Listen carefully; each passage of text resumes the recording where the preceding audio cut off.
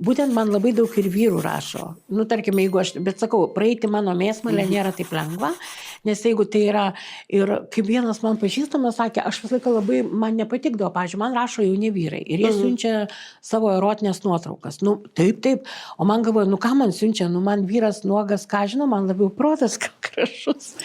Ir tada tas mano draugas sako, oho, sako, reiškia, jie į tave žiūrėdami, ar tai, nu, galvodami apie tave, jie, nu, vat toks... Patiria seksualinės fantazijas, ne? Sako, čia yra labai gerai, aš taip galvoju, nieko tau gerai galvoju, man tai... Gerai, čia bent jau sveika. Nu, čia vyrų komentaras toksai.